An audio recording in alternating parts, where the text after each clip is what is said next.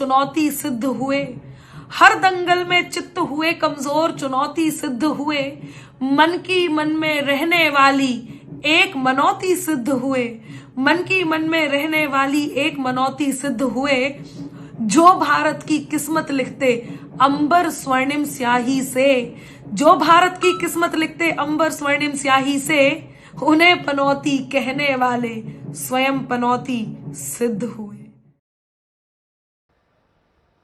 साथियों, आज भारत की अर्थव्यवस्था का हर पहिया पूरी गति से घूम रहा है। कुछ लोग कह रहे थे कि विश्व में मंदी का असर भारत पर पड़ेगा, लेकिन भारत ने हर आकलन से कहीं बेहतर प्रदर्शन किया। आज भारत दुनिया की सबसे तेजी से विकसित होती आर्थिक ताकत है। आज भारत का आत्मविश्वास, भारत के लोगों का आत्मविश्वास अभूतपूर्व स्तर पर है। आज भारत में, आज देश में रिकॉर्ड जीएसटी कलेक्शन हो रहा है, कृषि उत्पादन के नए रिकॉर्ड बन रहे हैं, भारत के शेयर मार्केट पर भरोसा चरम पर है। आज भारत के निर्यात के नए रिकॉर्ड बन रहे हैं, यूपीआई ट्रांजैक्शन के नए रिकॉर्ड बन रहे हैं, त्योहारों में खरीद के नए रिकॉर्ड बन रहे हैं, गाड़ियों की सेल के नए रिकॉर्ड बन रहे हैं। आज भारत में सीमेंट प्रोडक्शन बढ़ रहा है, कोयला प्रोडक्शन बढ़ा है, आज भारत में स्टील उत्पादन बढ़ा है, बिजली उत्पादन बढ़ा है। दुनिया भर की कंपनियां भारत में मैन्युफैक्चरिंग के लिए आतुर है। हवाई यात्रा करने वालों की संख्या उच्चतम स्तर पर है। होम लोन में भी, उस सेक्टर में भी बहुत अधिक वृद्धि देखी जा रही है। जब हम प्रधानमंत्री जी का अभिनंदन करते हैं तो दिल से उनको हम धन्यवाद भी देते हैं। और हम धन्यवाद इसलिए देते हैं कि भारतीय जनता पार्टी जब भी कोई चुनाव लड़ती है, चाहे वो प्रदेश का चुनाव हो, चाहे वो देश का चुनाव हो, चाहे काल कोई भी अनुकूल हो या प्रतिकूल हो, आदरणीय प्रधानमंत्री जी ने हमेशा सबसे आगे बढ़कर के नेतृत्व को संभाला है और हमेशा उस चैलेंज को पूरा किया है। He has always led the campaign from the front और उन्होंने अथक प्रयास, अथक मेहनत और संगठन और चुनाव के राजनीति और रणनीति की छोटी छोटी बारीकियों से लेकर उससे निकलने वाले नतीजे तक का खुद ध्यान रखते हुए चुनाव को इस मुकाम तक पहुंचाया है और एक नहीं अनेकों चुनाव को पहुंचाया है। ऐसे हमारे यशस्वी प्रधानमंत्री जी हैं। खास है, देश को मोदी जी पर विश्वास है। पूरे राज्यों ने ये दिखा दिया है कि गारंटी केवल एक चलती है, नरेंद्र मोदी जी की, जो दुनिया के सर्वाधिक लोकप्रिय नेता हैं। और इन चुनावों में भी ये स्पष्ट तौर पर उभरा है कि लोग डबल इंजन की सरकार चाहते हैं, मोदी जी के विकास और गरीब कल्याण में विश्वास रखते हैं। और कुल मिलाकर देखा जाए, कांग्रेस की गारंटियां फेल हो गई। जहां भ्रष्टाचार करो और भूपे करो, ये इस तरह चिपका है कि महादेव ऐप के बाद तो और चिपका है। वहीं पर राजस्थान की महिलाओं ने मन बना लिया था कि बहुत हुआ अत्याचार और भ्रष्टाचार, अब माफ करो कांग्रेस की सरकार। कुल मिलाकर भाजपा की डबल इंजन की सरकार पर वापस मोहर लगी है। मध्य प्रदेश ने करके दिखाया है और जहां जहां कांग्रेस की राज्य सरकारें थी वहां जनता ने पूरी तरह नकारा है। अब जो लोग विदेश यात्रा पर छुट्टी मनाने जाना चाहते थे वो लंबी छुट्टी पर जा सकते हैं। सर, विपक्ष की तरफ से बार बार प्रधानमंत्री पे हमला किया गया, कई सारे आरोप लगाए गए चुनाव में। देखिए, जितना कीचड़ विपक्ष ने उछाला उतना ही मोदी जी निखर कर आए। उतना ही कमल खिला है। जिस जिस चुनाव में मोदी जी को नीचा दिखाने का प्रयास किया गया, मोदी जी पर व्यक्तिगत हमले हुए और लोगों ने स्थान कांग्रेस को दिखा दिया कि अगर जातिवाद की राजनीति करोगे तो एक ही उत्तर है जो मोदी जी ने कहा, उनके लिए युवा, महिला, किसान और गरीब यही जातियां हैं। और ये स्पष्ट हो गया है कि देश विकास चाहता है, सुशासन चाहता है और फिर एक बार मोदी जी की डबल इंजन की सरकार चाहता है। आज 4 राज्यों के चुनाव में जो अभूतपूर्व विजय भारतीय जनता पार्टी को मिली है, मैं ऐसा मानता हूं कि लोगों ने मोदी जी पर विश्वास दिखाया है। ये मोदी जी के ऊपर लोगों के विश्वास की जीत है। जिस प्रकार से प्रधानमंत्री मोदी जी ने एक पारदर्शी प्रामाणिकता से गरीब कल्याण का एजेंडा इस देश में चलाया, उसके विश्वास की ये जीत है। जिस प्रकार से भारत के विकास को लोगों ने उसका अनुभव किया, उसकी अनुभूति ली, उसका ये विजय है। जिस प्रकार से आम आदमी को ये लगा कि कोई प्रधानमंत्री और कोई सरकार ये सीधे हमारे लिए काम कर रही है, उस अनुभूति का ये विजय है। और मैं ऐसा मानता हूं कि हमारे 4 राज्यों की जनता, विशेष रूप से जिन 3 राज्यों में हमको विजय मिला है, उसकी जनता का तो ये श्रेय है ही, लेकिन मैं ऐसा मानता हूं कि इसका पूरा श्रेय ये प्रधानमंत्री मोदी जी को है। उनके ऊपर जो विश्वास है उसको ये श्रेय है। और साथ साथ हमारे राष्ट्रीय अध्यक्ष जगत प्रकाश नड्डा जी और हमारे मास्टर स्ट्रेटेजिस्ट और देश के गृह मंत्री अमित भाई शाह, इनको भी यह श्रेय जाता है। और मैं ऐसा मानता हूं कि राज्यों की बीजेपी के जो यूनिट्स है और हमारा जो केंद्रीय पूरा नेतृत्व है, इनका यह श्रेय है कि जिसके कारण एक अभूतपूर्व जीत हमको मिली है। इस जीत का हम जब विश्लेषण करते हैं तो ध्यान में आता है कि बीजेपी के वोट्स ये 10% से भी ज्यादा यहां पर एवरेज में बढ़े हैं। जहां एक और छत्तीसगढ़ में 14% वोटों की बढ़ोतरी हमको दिखाई पड़ती है, वही मध्य प्रदेश में भी 8% वोट बढ़े हैं और तेलंगाना में भी तकरीबन 10% वोटों में इजाफा हमको दिखाई देता है। तो कुल मिलाकर लोगों ने भारतीय जनता पार्टी पर बहुत बड़ा विश्वास दिखाया है। अभी इन 4 राज्यों में कुल मिलाकर जो 639 सीटें थी, उनमें से 339 सीटें यानी 50% से भी ज्यादा सीटें भारतीय जनता पार्टी जीत रही है। तो एक डिसाइसिव विन, एक डिसाइसिव मैंडेट ये भारतीय जनता पार्टी को मिला है, ऐसा मैं मानता हूं। लोगों ने जो इंडी अलायंस तैयार हुआ था उसको सिरे से नकार दिया है और जिस प्रकार की राजनीति राहुल गांधी कर रहे थे और रेवड़ियां बांटने का काम कर रहे थे और जिस प्रकार के आश्वासन वो दे रहे थे, लोगों ने मोदी जी की गारंटी को स्वीकारा है और राहुल गांधी की झूठी गारंटी को सिरे से नकार दिया है। ये इसमें से ध्यान में आता है। अब मुझे पूरा विश्वास है कि इंडिया अलायंस की जब बैठक होगी तो इस पराजय के लिए ईवीएम को जिम्मेदार ठहराया जाएगा।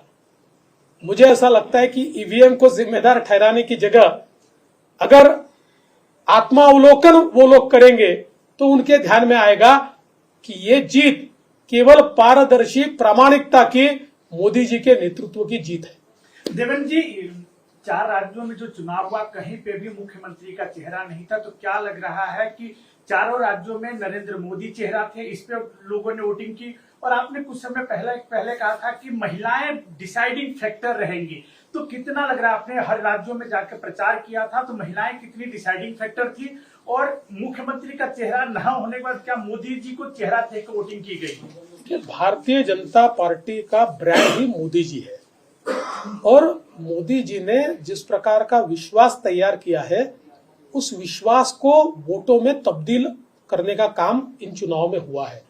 इसलिए मैं ये मानता हूं कि निश्चित रूप से लोगों ने मोदी जी की ओर देखकर भारतीय जनता पार्टी को वोट दिया है और आगे भी लोग मोदी जी की ओर देखकर ही भारतीय जनता पार्टी को वोट देते हैं। महिलाओं देखिए, अभी तो इसका विश्लेषण होगा, लेकिन अगर हम इनिशियल इंडिकेटर्स देखें, चाहे वो महिला हो, चाहे वो ओबीसी हो, चाहे वो पिछड़े हो, चाहे वो आदिवासी हो, सभी ने या अनुसूचित जाति के लोग हो, सभी ने बढ़ चढ़कर बीजेपी को वोट दिया है।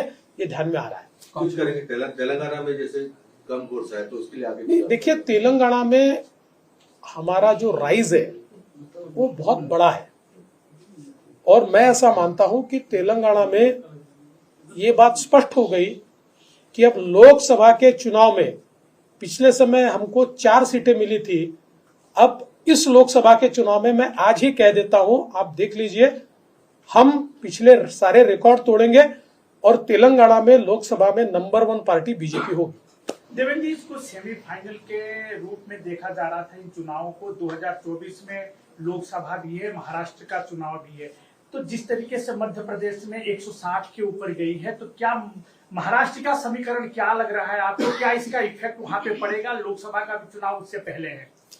देखिए, मैं पहली बात तो आपको बोल देना चाहता हूं कि लोकसभा के बारे में तो लोगों की मानसिकता तय है। इन चुनाव से हमको फायदा होगा, इसमें कोई शक नहीं है, पर इन चुनाव के परिणामों पर लोकसभा कभी भी निर्भर नहीं थी। लोकसभा में लोगों का मन बना है, लोग मोदी जी को बनाना चाहते हैं, इसलिए लोकसभा में तो वोट मिलते ही। लेकिन अब मैं ऐसा मानता हूं कि इसके कारण बहुत ज्यादा सकारात्मकता तैयार हो गई है। देवेंद्र जी, क्या लग रहा है कि इंडिया गठबंधन के लोग अब इस चुनाव परिणाम के बाद राहुल गांधी और कांग्रेस से दूर भागने की कोशिश करेंगे? क्या लग रहा है आपको? देखिए, इंडिया अलायंस ये कोई अलायंस थोड़ी है, ये कोई विचारों के साथ में आए हुए लोग नहीं है, ये कॉमन मिनिमम प्रोग्राम पे भी साथ में आए हुए लोग नहीं है।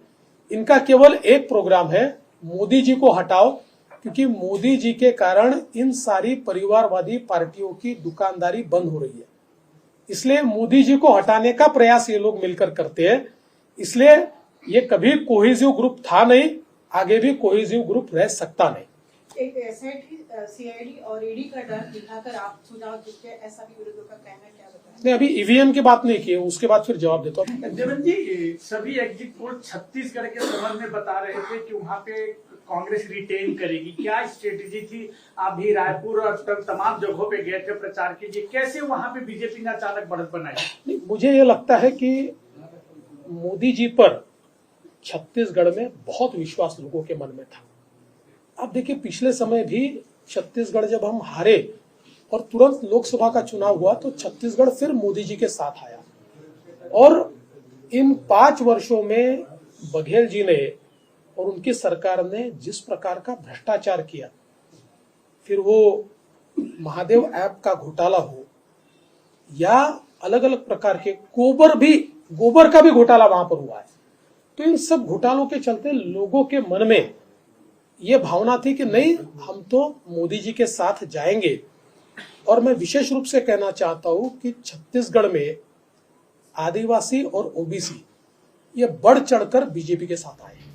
तो सबसे पहले राजस्थान की ये जो शानदार जीत है, ये माननीय हमारे प्रधानमंत्री नरेंद्र मोदी जी, जिनका मंत्र था ये सबका साथ, सबका विकास, सबका विश्वास और सबका प्रयास, ये उसकी जीत है, उनकी दी हुई गारंटी की जीत है।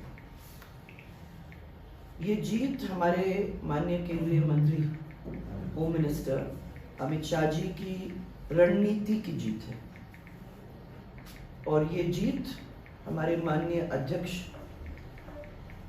श्री नड्डा जी के कुशल नेतृत्व की जीत है। और फिर सबसे इम्पोर्टेंट ये भी है, ये जीत हमारे कार्यकर्ताओं की, जिनके अथक प्रयास परिश्रम की जीत है। उन्होंने दिन और रात हमारे माननीय प्रधानमंत्री जी के जो सपने को साकार करने की पूरी कोशिश करते हुए उस दिशा में मेहनत करके ये परिणाम दिलाने का काम किया है। और सबसे बड़ी बात तो यह है कि ये जीत हमारी जनता जनार्दन की है, जिसने कांग्रेस के कुराज को नकारते हुए और भारतीय जनता पार्टी के सुराज को अपनाने का काम किया है। और ये जीत 2024 में मोदी जी को फिर से देशवासियों की सेवा का अवसर देने की जीत, ये जीत है। उनके प्रति असीम श्रद्धा और अगाध विश्वास है। उन्होंने जो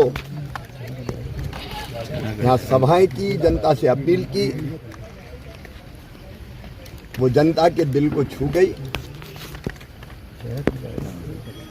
और उसी के कारण ये परिणाम जो अभी रुझान आ रहे हैं, ये प्रमुख कारण है। डबल इंजन की सरकार दिल्ली में प्रधानमंत्री जी के नेतृत्व में केंद्र सरकार ने जो काम किया उसको यहाँ ठीक से हमने इम्प्लीमेंट किया और जो यहाँ योजनाएं बनी, लाडली लक्ष्मी से लेकर लाडली बहना तक का एक अद्भुत सफर जो मध्य प्रदेश में तय किया, गरीबों के लिए, किसानों के लिए, भांजे भांजियों के लिए जो काम हुए वो भी जनता के दिल को छू गए और एक परिवार मध्य प्रदेश बन गया। अमित शाह जी की अचूक रणनीति, उनका जिस ढंग से यहाँ साथ मिला और हमारे राष्ट्रीय अध्यक्ष श्रीमान जेपी नड्डा जी का मार्गदर्शन, अरे मुझे कैमरा दिख रहा है, हमारे संगठन के नेतृत्व में, अरे मुझे दिख ही नहीं रहा है, कार्यकर्ताओं ने अनथक परिश्रम किया। प्रदेश अध्यक्ष, संगठन महामंत्री, उनके साथ टीम जुटी रही और जैसा भूपेंद्र यादव जी ने, शिव प्रकाश जी ने, अश्विनी वैष्णव जी ने जो मार्गदर्शन किया, उससे चुनाव के अभियान को सही गति और दिशा मिली। और इसलिए मैंने पहले भी कहा था, हम बिल्कुल कंफर्टेबल मेजॉरिटी, शानदार मेजॉरिटी भारतीय जनता पार्टी को आएगी, क्योंकि जनता का प्रेम हर कहीं चैनल के साथ जुड़ने के लिए सब्सक्राइब करें और बेल नोटिफिकेशन दबाना ना भूलें।